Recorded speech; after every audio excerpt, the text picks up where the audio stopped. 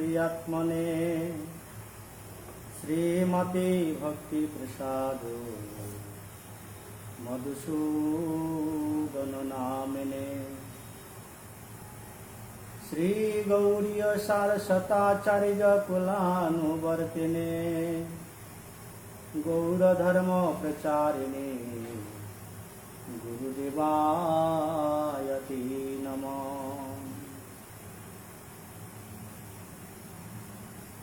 वाञ्छाकल्पतरुभ्यश्च कृपासिन्धुभ्यैव च पतितानां पावनेभ्यो वैष्णवेभ्यो नमो नमः।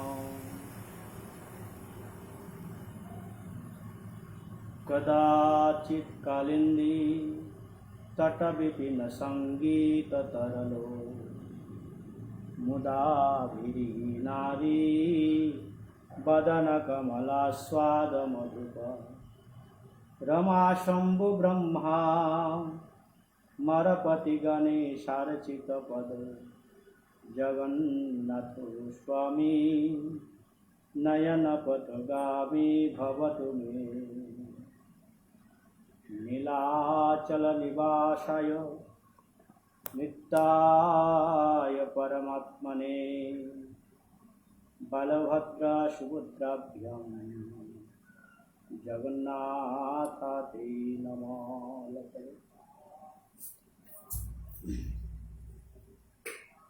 भजा श्रीकृष्ण चैतन्य प्रभु नित्यानंद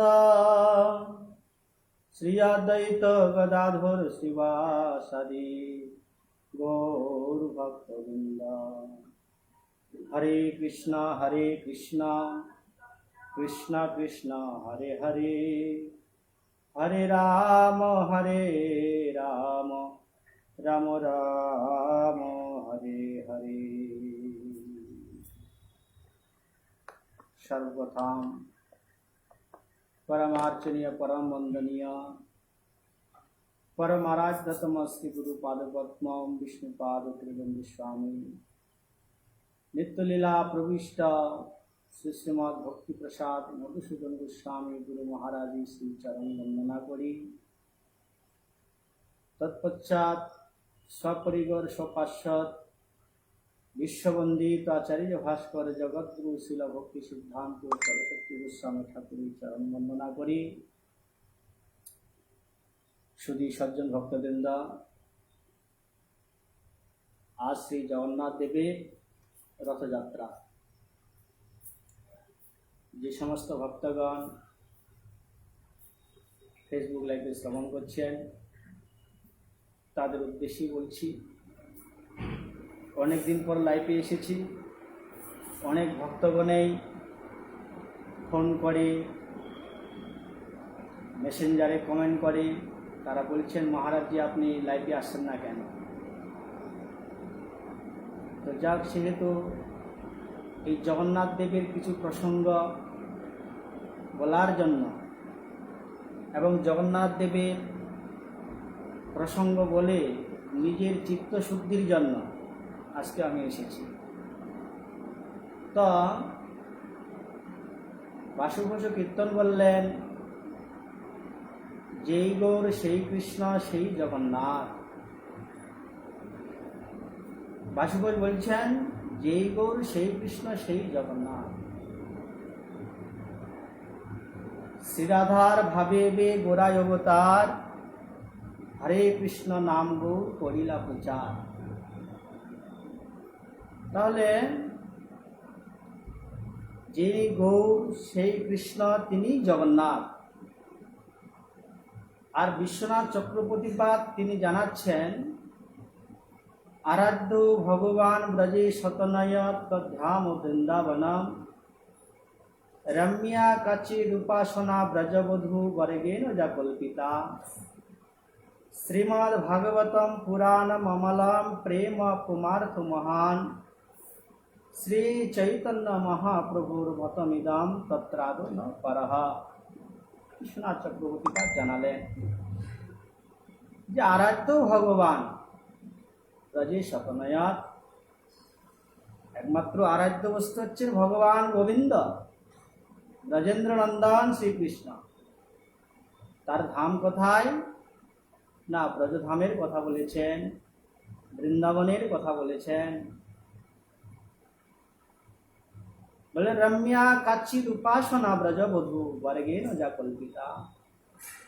ব্রজবধূগণ যেইভাবে তারা গোবিন্দের উপাসনা করেছিলেন, ব্রজবধূগণ যেইভাবে তারা ভগবত ভজন করেছিলেন, মহাপ্রভু বললেন শ্রীমদ্ ভাগবত পুরাণ মমলম প্রেম কুমার্থ মহান।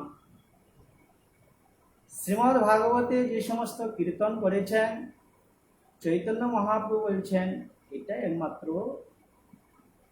মত, তত্রাদন্য পরহ, এতই আদরণীয়, অন্য কিছুতে আর আদর করতে বলেননি। তাই আজ জগন্নাথ দেবের যে ভাব, জগন্নাথ দেবের যে মূর্তিটি, সেটি কিরকম? না প্রেমময় বিগলিত ভাব, বিপ্রলম্ব ভাব। কি ভাবের কথা বলছেন? না বিপ্রলম্ব ভাব। যেই ভাব আমার কলিযুগ পাবন অবতারে শ্রীমান চৈতন্য মহাপ্রভু তিনি আস্বাদন করলেন, সেই ব্রজের ভাবেই তিনি আস্বাদন করেছিলেন। আজ নিজের কথা নিজে শুনতে শুনতে জগন্নাথ দেবের শরীরের যে আকৃতি, সে আকৃতিটা হয়েছে নিজের কথা নিজে, ব্রজের কথা শ্রবণ করতে করতে তার আর এরকম চোখ, এরকম হাত, সমস্ত কিছু একটি অন্যরকম বিকৃতি রূপ ধারণ করেছিলেন। কিসের জন্য? না ব্রজের কথা শ্রবণ করতে করতে তার এই মূর্তিটি তার প্রকাশিত হয়েছে। আর কলিযুগ পাবন অবতারী শ্রীমান মহাপ্রভু তিনি ব্রজের ভাবের কথাই বললেন। সেই জন্য দাপর লীলায় কৃষ্ণ অবতারে শ্রীমতী রাধারানী যে কৃষ্ণ সেবা করতেন, সেই কৃষ্ণ সেবা রাধারানীর যে ব্যাকুলতা, শুধু তাই নয়, এই ব্যাকুলতা আস্বাদন করবার জন্য শচীনন্দন গৌর হরি তিনি নীলাচলে বসে তিনি সেই ব্যাকুলতা তিনি আস্বাদন করলেন। আমরা জানি ব্রজধামে কৃষ্ণ যখন তিনি ব্রজ ছাড়ে তিনি যখন মথুরায় চলে গেলেন, এই যে গোপীগণের ভাব, এই যে গোপীগণের ব্যাকুলতা, বলছেন একটি সম্ভোগ আর একটি হচ্ছে বিপ্রলম্ব ভাব। আমাদের গুরুবর্গগণ এবং শাস্ত্র বলছেন গৌরীয় মঠের ভজনটাই হচ্ছে বিপ্রলম্বক, সম্ভব নয়।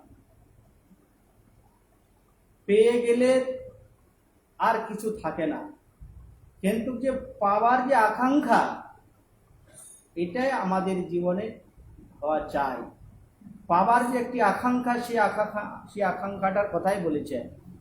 তাই আজ ব্রজগোপীগণ দীর্ঘ দিন যাবৎ, দীর্ঘ সময় পরে যখন কুরুক্ষেত্রে সূর্যগ্রহণের সময় যখন মিলিত হলেন দ্বারকাবাসী আর বৃন্দাবনবাসী, যখন মিলিত হলেন, সেই যে ভাব আর সেই ভাব আস্বাদন করলেন আমার গৌর সুন্দর কোথায়? না নীলাচলে বসে। যখন দীর্ঘ সময়ের পর যখন দ্বারকাবাসীগণ এবং বৃন্দাবনবাসীগণ মিলিত হয়েছিলেন, সেখানে শ্রীমতী রাধারানী তিনি কৃষ্ণকে দর্শন পেয়েছিলেন, কৃষ্ণের সাথে মিলন হয়েছিলেন। কিন্তু মিলন হলে কি হবে? সেখানেও শ্রীমতী রাধারানী তিনি পূর্ণ কৃষ্ণের সাথে মিলিত হয়ে রাধারানীর যে পূর্ণ তৃপ্তি, সেটা তিনি আস্বাদন করতে পারেননি।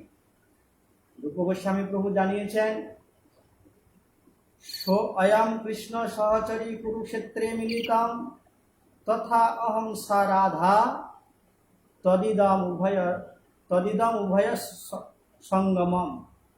বলছেন যদিও কুরুক্ষেত্রে শ্রীমতী রাধারানী কৃষ্ণের সাথে মিলিত হয়েছেন, রাধারানী বলছেন তথা অহং সা রাধা, আমিও সেই রাধারানী। কৃষ্ণের সাথে মিলন হয়েছে, কিন্তু তথাপি এই মিলনের দ্বারা আমি পূর্ণ তৃপ্তি লাভ করতে পারলাম না। তথাপ্যান্ত খেলন মধুর মুরলী পঞ্চম জুষে, মন মে কালিন্দী পুলিন বিপিনা স্পৃহয়তি। শ্রীমতী রাধারানী সেখানে যদিও কৃষ্ণ দর্শন করছেন, কিন্তু তথাপি শ্রীমতী রাধারানী বলছেন, আমার মন সদা সর্বদা বৃন্দাবনের কথা চিন্তা করছেন। আমার মন সদা সর্বদা সেই কালিন্দী যমুনার কথা, বংশীবটের কথা, ব্রজের কথা চিন্তা করছেন রাধারানী। কুরুক্ষেত্রে দেখা হয়েছে, কিন্তু দ্বারকার যে লীলা, সেই লীলাটা তিনি আস্বাদন করতে পারছেন না। শ্রী রাধিকা কুরুক্ষেত্রে কৃষ্ণ দর্শন, যদ্যপি পায় না তবু ভাবে ন ঐছন। শ্রীমতী রাধারানী কৃষ্ণ দর্শন হয়েছেন, কিন্তু তথাপি ভাবছেন যে, এখানে কি ভাবছেন না, দ্বারকা থেকে এসেছেন কৃষ্ণ, সমস্ত দ্বারকাবাসীগণ এসেছেন, সমস্ত বৃন্দাবনবাসীগণ এসেছেন, কিন্তু রাধারানী বলছেন, রাজবেশ হাতি ঘোড়া মনুষ্য গহ, কাহা গোপ বেশ কাহা নির্জন বৃন্দাবন।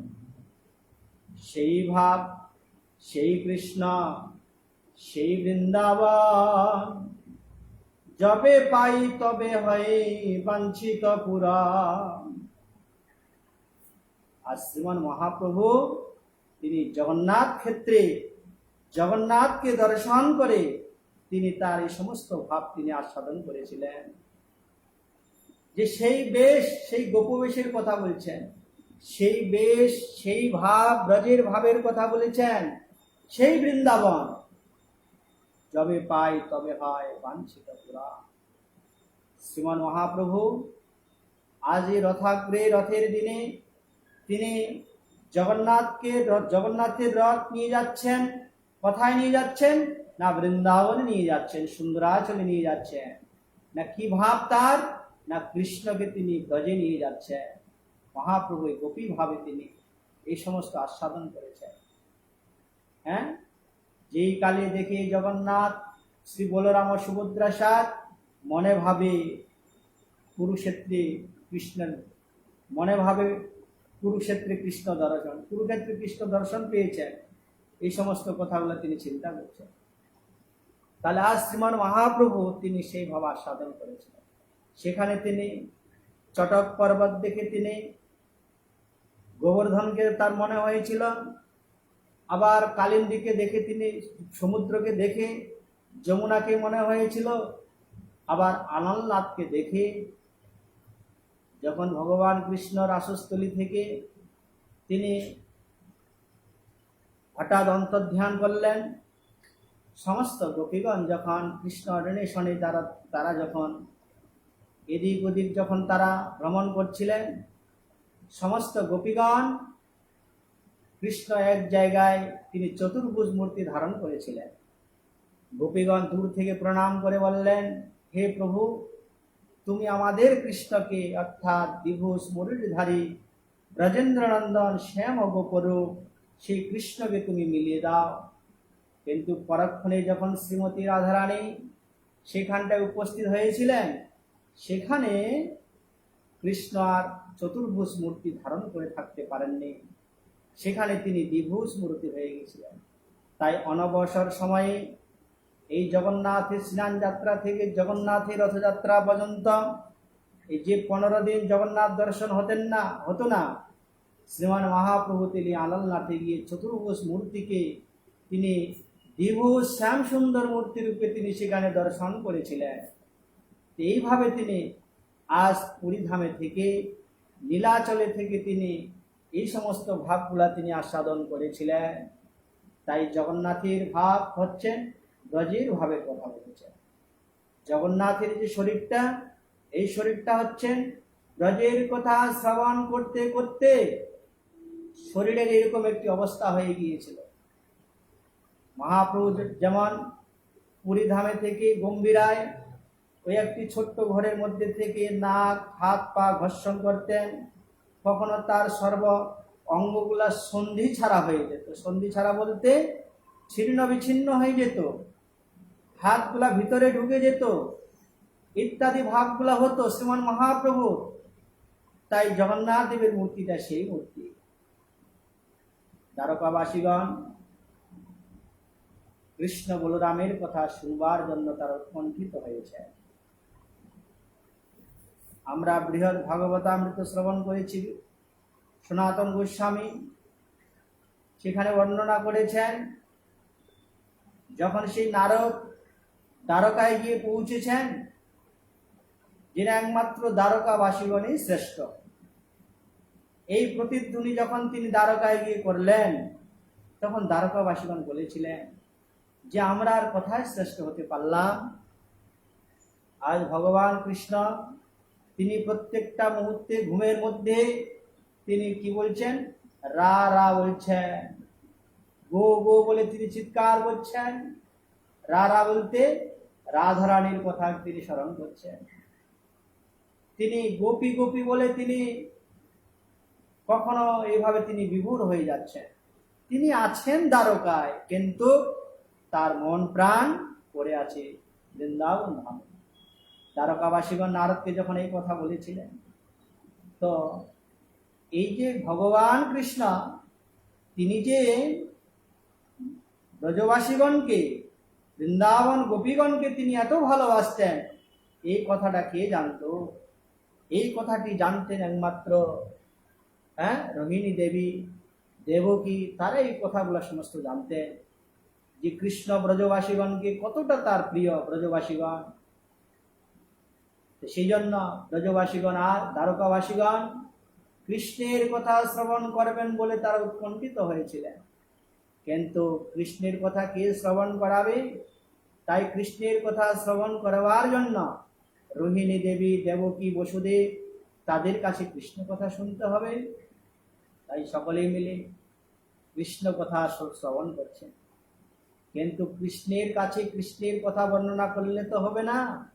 কৃষ্ণের মহিমার কথা বলতে গেলে তার থেকে দূরে বর্ণনা করতে হবে। কেন? ছেলের সামনে কখনো প্রশংসা করতে নিয়ে বেশি। তাই তারা কি করলেন, কৃষ্ণ বলরামকে দূরে সরিয়ে, দূরে নিয়ে গিয়ে তারা সকলেই কৃষ্ণের কথা বর্ণনা করছেন। আর সুভদ্রাকে বললেন যে দেখো, তুমি এখানে পাহারা দেবে, যেন তোমার দাদারা এখানে না আসতে পারে। তাই দ্বারকাবাসীগণের কথা মতো,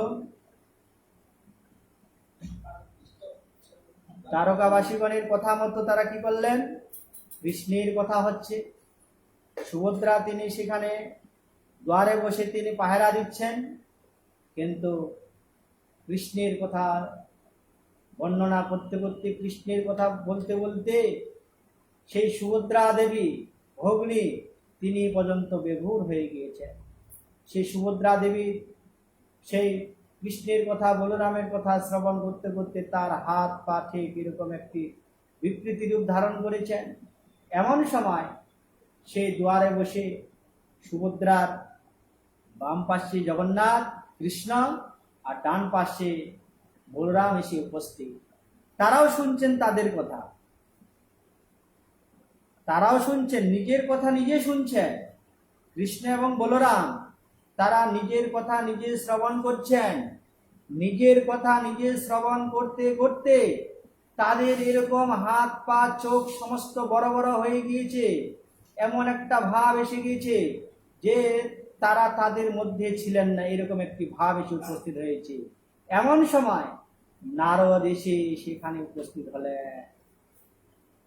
নারদ এই দৃশ্যটি দেখে নারদ বললেন, প্রভু আপনার এই মূর্তি আপনি প্রপঞ্চে আপনি প্রকট করুন।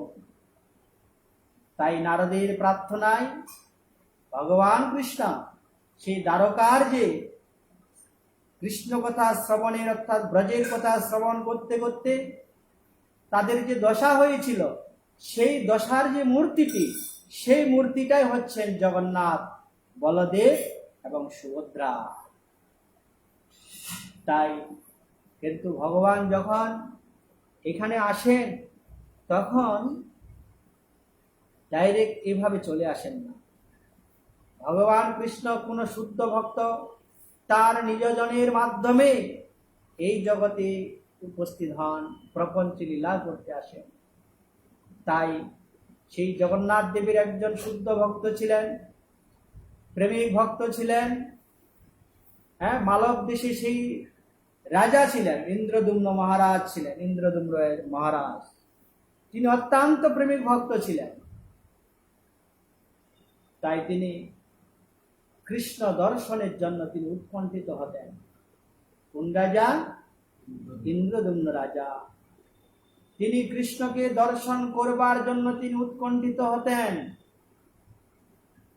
কিন্তু কৃষ্ণ দর্শন কিভাবে হবে? তাই ভগবানের ইচ্ছায়, জগন্নাথের ইচ্ছাতে এক ভক্ত এসে তাকে একটি সমাচার দিলেন, সন্দেশ খবর দিলেন।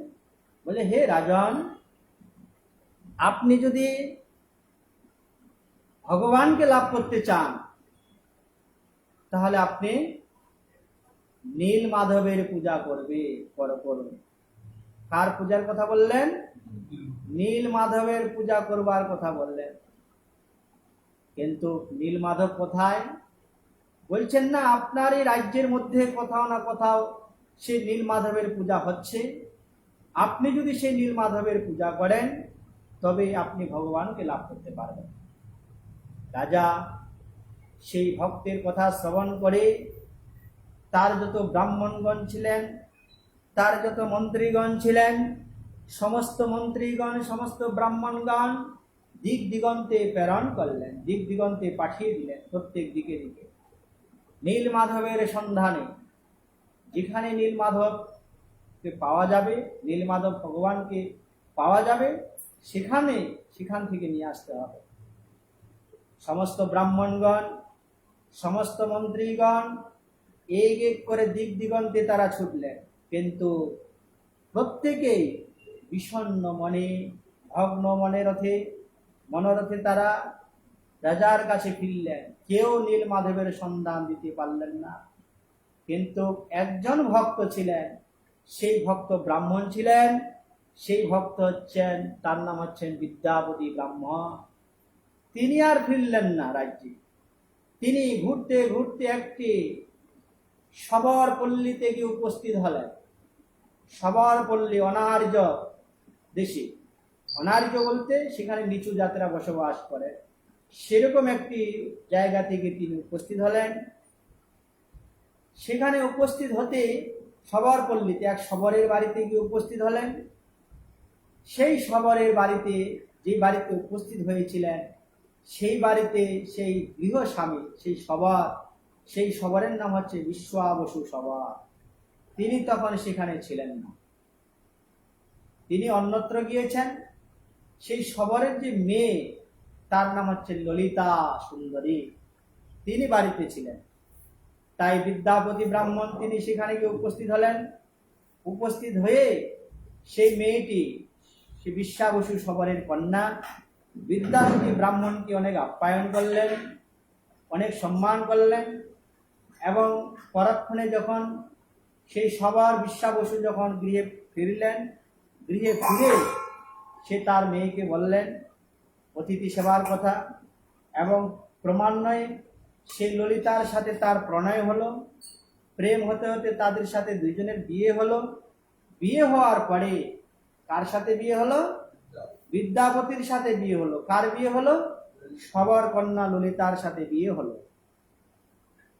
কিন্তু ক্রমান্বয়ে থাকতে থাকতে ওই যে শবর, বিশ্বাবসু শবর, তিনি রাত্রিবেলা বেরিয়ে যান, আবার সকালবেলা বাড়িতে ফিরেন, ভোরবেলা বাড়িতে আসেন। তো যখন বাড়িতে আসেন তখন সেই শবরের গা দিয়ে ধূপ, চন্দন, অগ্র, কর্পূর এইসবের সেন্ট গন্ধ বের হতো, এই সমস্ত গন্ধ বের হতো। তখন বিদ্যাপতি তিনি জিজ্ঞাসা করছেন যে কোথায় যায়, যে তার গা দিয়ে এত চন্দন, গন্ধ ইত্যাদি বের হয়। তারপর সে তার পিতার সেই নিষেধ ছিল সেটি বলা, তারপরেও তিনি তার স্বামীকে অর্থাৎ বিদ্যাপতিকে বললেন যে আমার বাবা প্রত্যেকদিন নীল মাধবের পূজা করবার জন্য তিনি বাইরে বেরিয়ে যান। কার পূজা করবার জন্য? নীল মাধবের পূজা করবার জন্য তিনি বাইরে বের হন। কিন্তু তখন এই কথা শুনে তার তো মনে খুব আনন্দ হলো যে বাবা নীল মাধব, যে নীল মাধবের সন্ধান করবার জন্য, যে নীল মাধবকে সন্ধান করবার জন্য আমি আজকে এখানে উপস্থিত হয়েছি, বাহ, নীল মাধবের সন্ধান তিনি পেয়ে গেলেন। তার মনে খুবই আনন্দ। ক্রমান্বয়ে তিনি তার স্ত্রী ললিতাকে বললেন যে তুমি তোমার পিতাকে বলো আমাকে যেন নীল মাধবকে দর্শন করিয়ে দেয়। তার মেয়ের অনেক অনুনয় বিনয় করে করার পর বিশ্বা বসু সবর তিনি কি করলেন, তার জামাতাকে নীল মাধব দর্শন করবার জন্য নিয়ে চলছেন। কিভাবে না, প্রতিশ্রুতি হলো চোখ দুটো বন্ধ করে নিয়ে যেতে হবে। চোখ দুটো বন্ধ থাকবে। গল্পটা মনে রাখবেন যারা শ্রবণ করছেন। ভগবান যখন আসেন কোনো এই ভৌম জগতে প্রকট লীলা করেন, তখন তার কোনো ভক্তের মাধ্যমেই তিনি এই জগতে প্রকাশিত হন। তিনি নীলমাধব রূপে ছিলেন।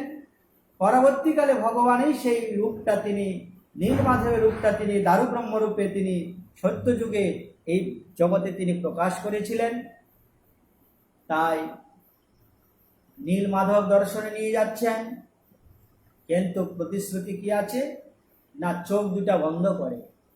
তখন তার স্ত্রী ললিতা সুন্দরী তিনি কি করলেন, তিনি একটি সরিষার ব্রাহ্মণের আঁচলের মধ্যে, কাপড়ের যে আঁচল আছে, আঁচলের মধ্যে কিছু সরিষা বেঁধে দিলেন। সরিষা বেঁধে দিয়ে আর সেই সরিষা কাপড় ফুটো করে হোক যা হোক, তিনি সরিষার সেই যে রাস্তার মধ্যে তিনি সরিষা ফেলতে ফেলতে ফেলতে ফেলতে তিনি সেখানে গিয়ে উপস্থিত হলেন। কোথায়? যেখানে নীল মাধব সেবিত হচ্ছেন সেই জায়গায় গিয়ে উপস্থিত হলেন। তো সেখানে তার চোখ দুটি খুলে দেওয়া হলো।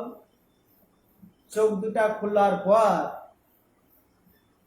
তিনি নীল মাধবকে দর্শন করলেন। চতুর্ভুজ মূর্তি নীল মাধব দর্শন করবার পরে সবার যখন তিনি ফল ফুল তুলসী ইত্যাদি মানে চয়ন করবার জন্য তিনি যখন দূরে গমন করলেন, সেই সময় বিদ্যাপতি দেখলেন যে ওই নীল মাধবের ওই এলাকার মধ্যে গাছের উপরে একটি কাক বসে আছে।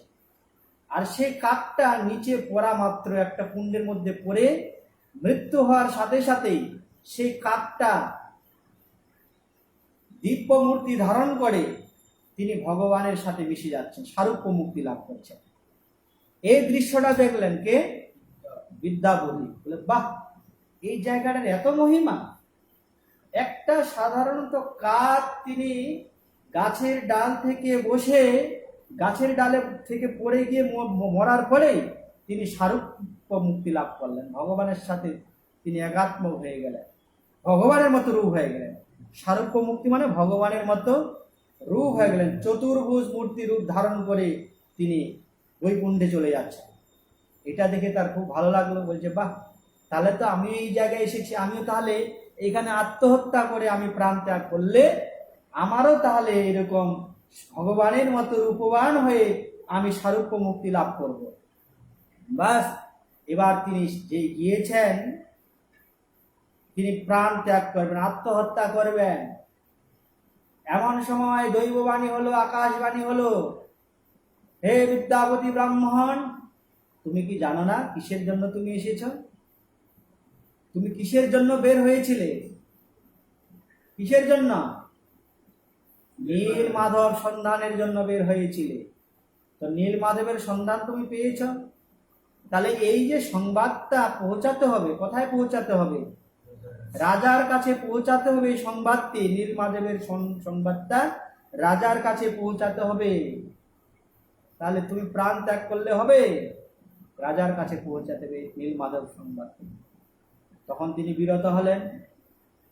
বিরত হয়ে যখন ব্রাহ্মণ আসলেন, ব্রাহ্মণ এসে যখন তিনি সেবা পূজা শুরু করলেন, তখন নীলমাধব ব্রাহ্মণ না শবর যখন আসলেন, শবর এসে যখন নীলমাধবের যখন সেবা পূজা শুরু করলেন, তখন নীলমাধব শবরকে বলছেন যে দেখো, আমি তো তোমার অনেক দিন তোমার হাতে সেবা পূজা গ্রহণ করলাম, তো আমার এখন ইচ্ছা আমি মহারাজ ইন্দ্রদ্যুম্নের হাতে আমি এখন সেবা পূজা গ্রহণ করব। কি বললেন? ইন্দ্রদ্যুম্নের দ্বারা ইন্দ্রদ্যুম্নের হাতে আমি এখন সেবা গ্রহণ করব। এইটা যখন নীলমাধব শবরকে বললেন, শবরের তো রাগ হয়ে গেল, বলছে আমি সেবা থেকে বঞ্চিত হয়ে যাব, তো নিশ্চয়ই এর আমার জামাতার জন্য অর্থাৎ বিদ্যাপতির জন্য এটা হয়েছে, তিনি সেখান থেকে এসেছেন। তখন শবর কি করলেন? তিনি জামাইকে বন্ধন করলেন, বেঁধে ফেললেন, কেন নীলমাধবকে যেন নিয়ে না চলে যায়, তার জন্য তিনি জামাইকে বন্ধন করলেন। পরক্ষণে ললিতা দেবী তার ভারিজার অনেক বিনয় করে তিনি ছেড়ে দিলেন। বিদ্যাপতি রাজা ছুটলেন ইন্দ্রদ্যুম্ন মহারাজের কাছে। ইন্দ্রদ্যুম্ন মহারাজের কাছে গিয়ে তিনি বললেন যে আমি নীলমাধবের সন্ধান পেয়ে গিয়েছি। বাস, ইন্দ্রদ্যুম্ন মহারাজের তো খুব আনন্দ যে নীলমাধবের সন্ধান পাওয়া হয়েছে। বাস, সৈন্য মন্ত্রী সমস্ত পাঠিয়ে দিলেন সেখানটায়। কিভাবে যাবে? ওই যে সরিষা ছিটিয়ে দিয়েছিল না, সরিষার গাছ হয়ে গিয়েছে, তো ওই গাছের ওইটা লক্ষ্য করে করে সেখানে পৌঁছে গেলেন। সবাই সৈন্য সীমান্ত সব পৌঁছে গেলেন, কিন্তু সেখানে গিয়ে দেখলেন নীলমাধব নেই। যেখানে নীলমাধব ছিলেন সেখানে গিয়ে দেখলেন নীলমাধব আর সেই জায়গাতে নেই। বা শবরপল্লী অবরোধ শুরু হয়ে গেল। রাজা তো শবরপল্লী পুরো অবরোধ ঘিরে ফেললো রাজা ইন্দ্রদ্যুম্ন মহারাজ।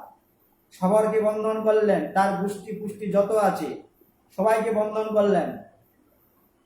কোথায় নীলমাধব আছে, নীলমাধবকে খুঁজে দাও, নাহলে তোমাকে এরকম বন্ধন করা হবে। কিন্তু আকাশবাণী হলো, ইন্দ্রদ্যুম্ন মহারাজকে বলছে, মহারাজ আপনি এই নীলমাধব রূপে আপনি আমার দর্শন পাবেন না। কি বললেন? নীলমাধব রূপে আপনি আমার দর্শন পাবেন না, আপনি দারু ব্রহ্ম রূপে আমার দর্শন পাবেন। কি রূপে? দারু ব্রহ্ম রূপে দর্শন পাবেন আপনি, আমার নীলমাধব রূপে দর্শন পাবেন না। আপনি চলে যান, নীলাদ্রি নীলাচলে একটি বৃহৎ মন্দির স্থাপন করুন, আর সেই মন্দিরে আমার সেবা পূজা হবে। বাস, কে বললো এটা? নীলমাধব বললেন। কাকে বললেন? ইন্দ্রদ্যুম্ন মহারাজকে বললেন। বা আকাশবাণীতে হলো, শবরকে ছেড়ে দিলেন। শবর বললে অবরোধ করেছিল, অবরোধ তুলে নিলেন। তুলে নেওয়ার পরে চলে গেলেন। এবার চলে গেলেন গিয়ে বাস, এবার বিশাল মন্দির বিশ্বকর্মার দ্বারায় বিভিন্ন জায়গা থেকে পাথর নিয়ে এসে বিশ্বকর্মার দ্বারা বিশাল মন্দির নির্মাণ হচ্ছিল। কোন মন্দির?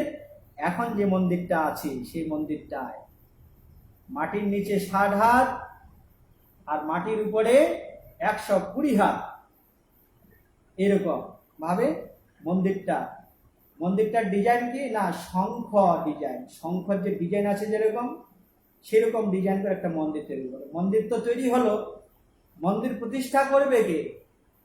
মন্দির প্রতিষ্ঠা করবে স্বয়ং ব্রহ্মাজি। তাই ব্রহ্মা মন্দির প্রতিষ্ঠা করবেন। তাই ব্রহ্মাকে আমন্ত্রণ করবার জন্য ব্রহ্মাকে নিমন্ত্রণ গেলেন সত্যলোকে গিয়ে, সেখানে ব্রহ্মাকে নিমন্ত্রণ করতে গিয়েছে। কে নিমন্ত্রণ করতে গিয়েছে? ইন্দ্রদ্যুম্ন মহারাজ। ব্রহ্মা আহ্নিক করছেন। আহ্নিক করতে কত টাইম লাগে? 5 মিনিট। ওই ততটুকু সময়ের মধ্যে এখানে কয়েক কল্প চলে গেছে। তার মধ্যে কি হলো?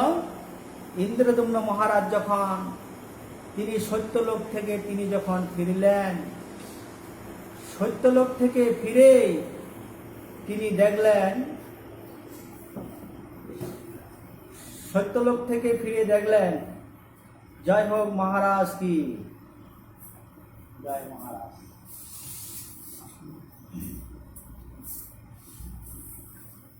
মহারাজ অনুষ্ঠান আছে,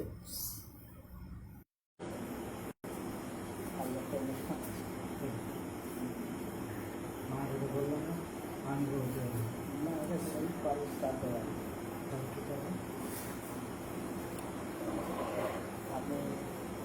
একটা দিলেন, আপনি একটা দিলেন, ছেড়ে দিন, আপনি মেনটেন করে দেখা করে ঠিক আছে। আমি সুইচে মারলাম, তারপর ফোন করলাম, লাইভে শুনতে হবে, আমাদের লাইফটাই বরবাদ হয়ে গেল।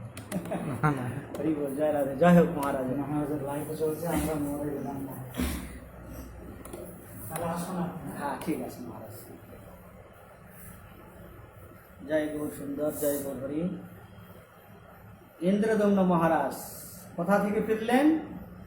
সত্যলোক থেকে ফিরলেন। ব্রহ্মলোক থেকে ফিরে দেখছেন তার মধ্যে দুইজন রাজা রাজত্ব করেছেন।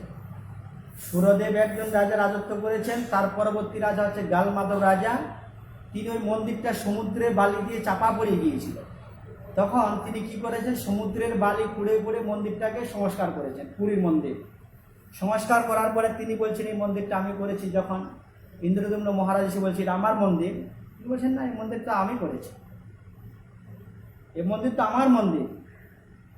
তারপরে সেখানে একটি কল্প বৃক্ষ আছেন, যুগ যুগ ধরে সেই বৃক্ষ আছেন। প্রাকৃত দৃষ্টির দ্বারাই তো অপ্রাকৃত ধাম দর্শন হয় না। সেই কল্পবৃক্ষে একটি সেখানে কাক বাস করে, সেই কাকের নাম হচ্ছে ভূষণ্ডী কাক।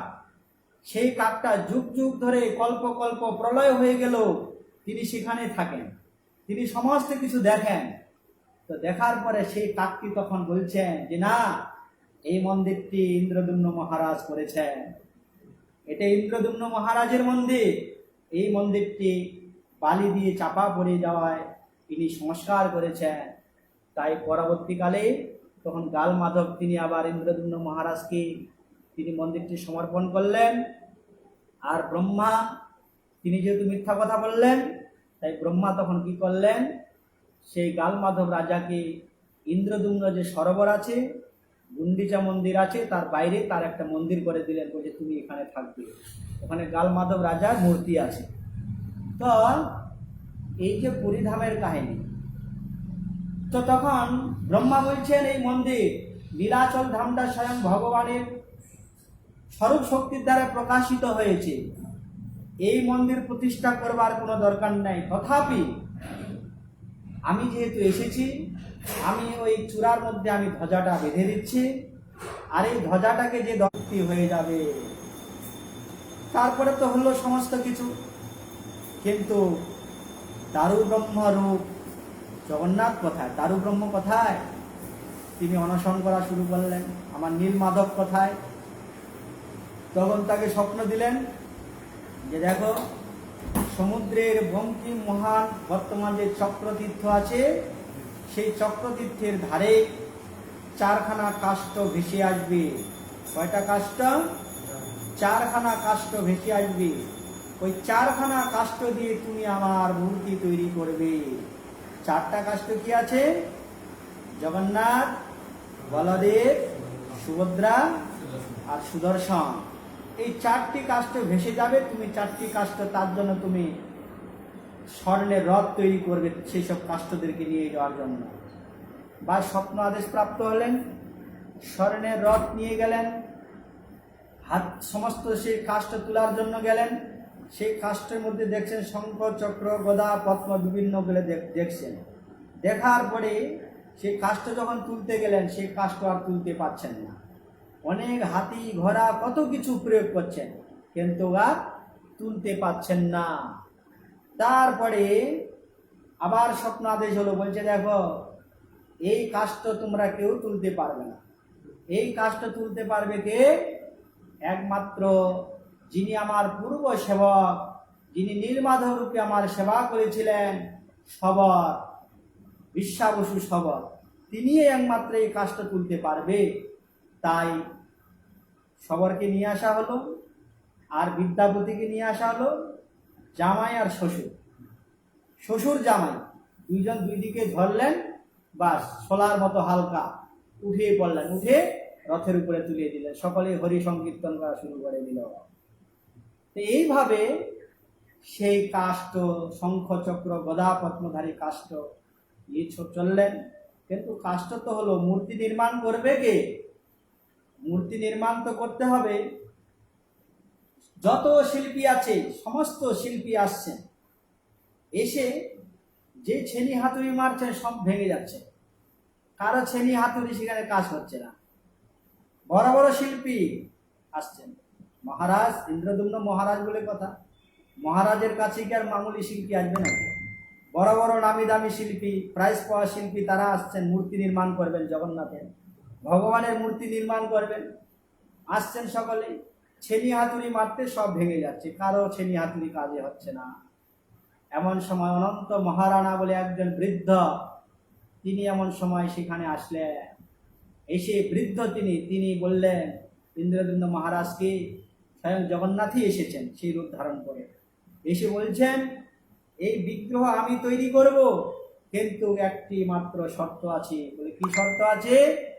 বলছেন এই বিগ্রহ তৈরি করতে 21 দিন টাইম লাগবে। এই 21 দিনের মধ্যে তুমি দরজা খুলতে পারবে না, আমি একাই থাকবো সেখানে, একাই তৈরি করবো, সেখানে তোমরা কেউ খুলতে পারবে না। বাস ঠিক আছে, মন্দিরে চলে গেলেন, কাষ্ঠ নিয়ে বিগ্রহ তৈরি করা শুরু করলেন। বিগ্রহ তৈরি করছেন অনন্ত মহারানা, তিনি তৈরি করতে করতে বৃদ্ধ, তো বাইরে থেকে যখন কাষ্ঠের যখন ছেনি হাতুড়ির ঘা মারলে শোনা যায় শব্দ, কিন্তু 1 সপ্তাহ শোনা গেল, 2 সপ্তাহ শোনা গেল, তারপরে আর শোনা যাচ্ছে না, কোনো শব্দ, কোনো আওয়াজ নেই। তো আওয়াজটা যখন নেই তখন তারা সকলে চিন্তান্বিত। মহারাজ বলছেন যে কি ব্যাপার, হয় কি হলো, মরে গেল না কি হলো, যে কোনো আওয়াজ পাওয়া যাচ্ছে না। তাই বেকুল হয়ে তিনি কি করলেন, দরজাটা খুলে দিলেন। আর যেই দরজা খুলে দিয়েছে সেটা কিন্তু স্নান যাত্রার দিন, সে দৃশ্যটা কিন্তু স্নান যাত্রার দিন। হ্যাঁ, আবার ইন্দ্রদুম্ন মহারাজ যজ্ঞ করছেন, বলছেন সেই যজ্ঞের মধ্যে জগন্নাথ বলদেব মানে আবির্ভূত হয়েছেন, সেরকমও ঘটনা আছে। তো এবার যখন খুলে দিলেন, দেখছেন সেখানে সেই বৃদ্ধ নেই, আর জগন্নাথ বলদেব সুভদ্রার যে বিগ্রহ, অসমাপ্ত বিগ্রহ, না আঙুল হয়েছে, না হাত হয়েছে, না পা হয়েছে, কিচ্ছু হয়নি। বাস তিনি তো নিজেকে অপরাধী মনে করলেন, বলে আমার তো অপরাধ হয়ে গেল, এখানে তো শর্ত ছিল যে না 21 দিনের আগে খোলা যাবে না, কিন্তু 14 দিনের মাথায় খোলা হলো, তাহলে আমার অপরাধ হয়ে গেল। এই যে অপরাধী মনে করে তিনি নিজেকে ধিক্কার দিতে লাগলেন যে না, আমার এই প্রাণ রেখে আর লাভ নাই, কুশের আসন বিছিয়ে দিয়ে তিনি আত্মহত্যা করবেন। এমন সময় ভগবান, তিনি জগন্নাথ দেব তাকে বলছেন, হে ইন্দ্রদুম্ন মহারাজ, তুমি এটা তোমার ইচ্ছায় হয়নি, এটা আমি এইভাবেই জগতে প্রকাশিত হব। এই যে নারদ বলেছিলেন যে প্রভু তোমার এই রূপটা জগতে প্রকাশিত কর, তোমার যে ব্রজের কথা শ্রবণ করতে করতে তোমার হাত পা গুলো এরকম হয়ে গিয়েছে, বড় বড় চোখ হয়ে গিয়েছে, বড় বড় হাত হয়ে গিয়েছে, এই রূপটা তুমি জগতে প্রকাশ করবে। ওই নারদের প্রার্থনা অনুযায়ী আর জগন্নাথ বলছেন, কাকে বলছেন? ইন্দ্রদুম্ন মহারাজকে বলছেন, এটা তোমার ইচ্ছায় হয়নি, এটা আমার ইচ্ছায় হয়েছে। বেদে বলা হয়েছে আমি অপ্রাকৃত হাতের দ্বারা, আমি অপ্রাকৃত, আমি চরণের দ্বারা চলি, আমি অপ্রাকৃত হাতের দ্বারা খাই। তাই বেদের কথা রক্ষা করবার জন্য তুমি প্রতিজ্ঞা ভঙ্গ করেছ, এতে তোমার দোষ নেই। তাই এইভাবে জগন্নাথ বলছেন তুমি আমাকে এইভাবেই তুমি আমাকে প্রতিষ্ঠিত করবে, আমি এইভাবেই জগতে থাকবো। মহারাজ তখন আবার বললেন, জগন্নাথ বললেন, ইন্দ্রদ্যুম্ন মহারাজ বললেন, যে তোমার মূর্তি তৈরি করেছেন প্রভু, তার বংশ পরম্পরায় যেন এইভাবে যুগে যুগে বেঁচে থাকে, তারাই যেন তোমার রথগুলা তৈরি করে। এইভাবে বললেন। জগন্নাথ বললেন তথাস্তু। তারপরে জগন্নাথ বলছেন আমার একটা শর্ত। বলি কি শর্ত প্রভু? বলছেন আমার একটা শর্ত হলো, যেই বিদ্যাপতির যেসব ব্রাহ্মণ পত্নীগণ বিদ্যাপতির তো একটা স্ত্রী ছিল না, আরো স্ত্রী ছিল তার সবরের কন্যাকে বিয়ে করেছে, আরো ব্রাহ্মণ স্ত্রী তার ছিল। বলে বিদ্যাপতির যে ব্রাহ্মণ পত্নীগণ আছে, ওই পত্নীগণ থেকে যে সন্তান হবে, তারা ওই কয়েকদিন পূজা করবে, এই অনবর্ষের সময় তারা পূজা করবে।